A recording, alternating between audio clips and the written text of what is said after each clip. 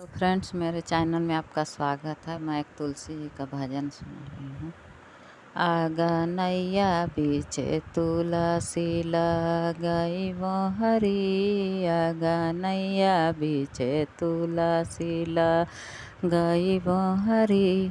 जे अपना तुलसी के जलवा चढ़ाई हना, जे अपना तुलसी के जलवा चढ़ाई हना, हुनकर आना धन जान भरल रही। आगा नैया बीचे तुलसी लगाई मोहरी, आगा नैया बीचे तुलसी लगाई मोहरी।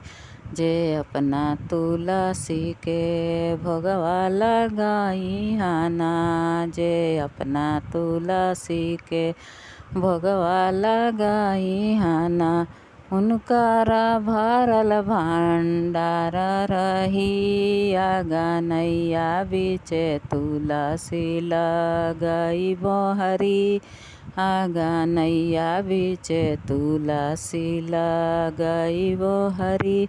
जे अपना तुलसी के सेनुरा चढ़ाई हना, जे अपना तुलसी के सेनुरा चढ़ाई हना, हुनकर सेंदूरा सजल रही। आगा नैया बीचे तुलसी लगाई मोहरी, आगा नैया बीचे तुलसी लगाई मोहरी।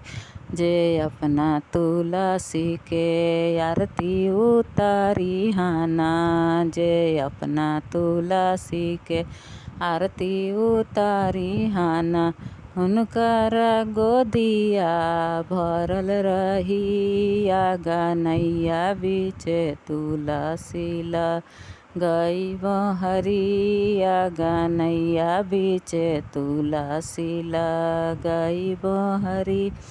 जे अपना तुलसी के भजन सुनाई हना, जे अपना तुलसी के भजन सुनाई हना, हुनकर भरल भंडार रही। आगा नैया बीचे तुलसी लगाई मोहरी, आगा नैया बीचे तुलसी लगाई मोहरी।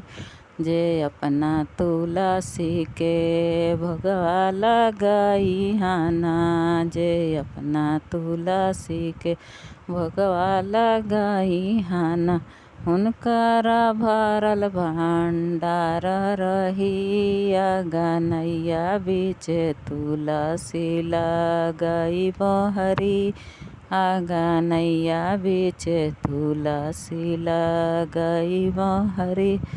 जय